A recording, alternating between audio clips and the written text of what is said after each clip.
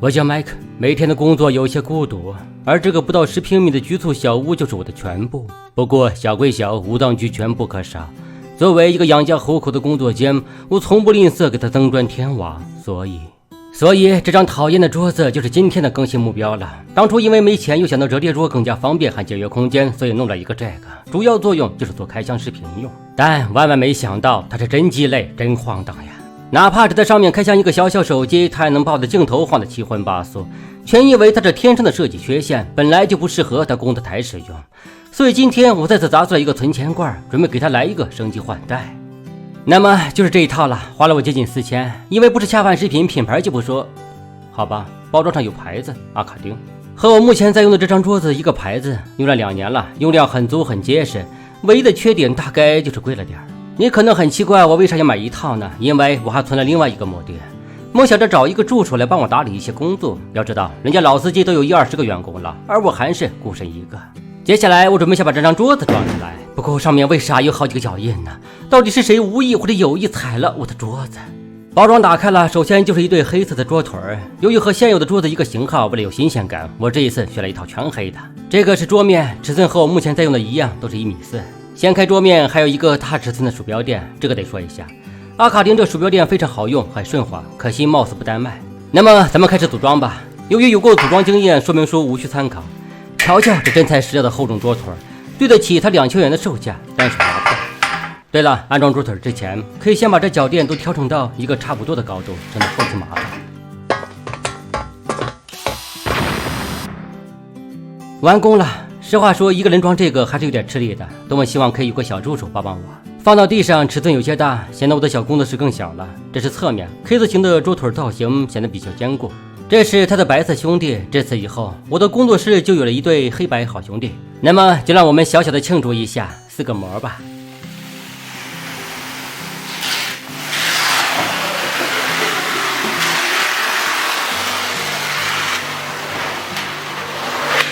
哦，多么漂亮的碳纤维纹理，再加上这人体工具的弧面设计，看着就舒服啊。这右侧底部还有一个耳机架，方便收纳耳机，桌面不凌乱。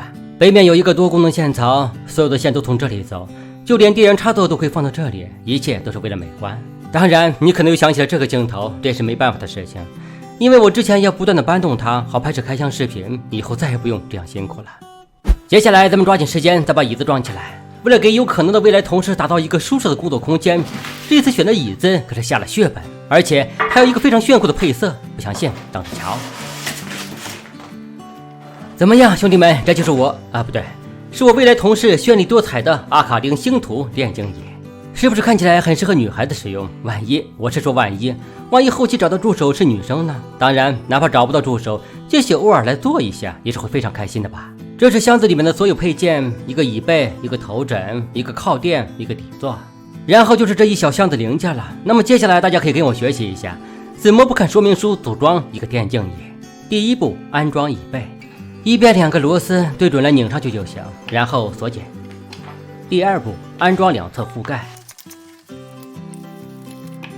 第三步，安装蝴蝶托。这里要跟大家唠叨一下，选椅子不要只看价格，材质用料真的很关键，特别是这玩意儿，一定要真材实料，否则就是一个很疼的悲剧。顺便给大家看一眼这底座，不愧是1800元的椅子，各方面的做工都很到位。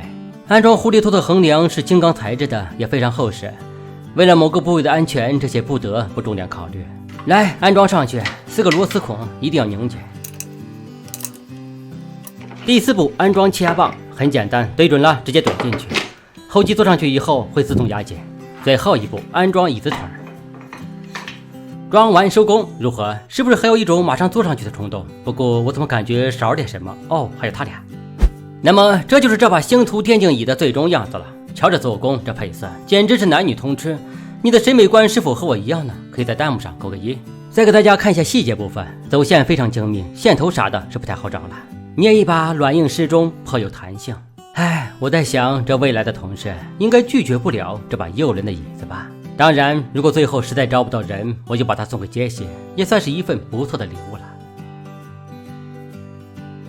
给大家看一下扶手部分，它可以6项调节，上下或者前后，也可以向2侧打开。瞧，中午的时候像这样把它当个午休床也是可以的。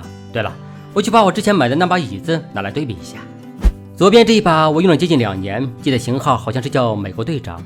这样一对比，貌似也没有变得过时。看用了这么久，除了一些明显使用痕迹，没有一点破损。这个牌子东西是真不错，唯一的缺点就是有点贵。所以你更喜欢哪一款呢？再给大家看一个对比，左侧这个是雷蛇的第一款电竞椅，售价3999，做工同样很优秀。最大的区别大概就是它那个可调节的腰撑了，这也是我目前在用的椅子。从配色来看各有千秋，一个低调奢华，一个诱人心魄。如果是你会选择哪一把呢？放上一个鼠标垫，摆上一台3070的雷蛇笔记本，再放上一个小小可爱的ROG无线鼠标，那么这就是我给未来助手准备的办公环境了。他或者他会喜欢吗？只不过这样一来，我的小空间真的是连个下脚的地方都没有了。这是一个颇为无奈的事情，只能慢慢适应。而且我突然想到一个问题，我们这小地方可不好招人。那么在这之前这样闲置，总归有点浪费。我感觉我应该本着物尽其用的原则，我于是强忍心痛，把这里临时改成了一个游戏空间。如此一来，每当工作完毕，在这里小小的玩上一会儿，肯定可以让大脑得到充分放松，以便更好的投入到新的工作中去。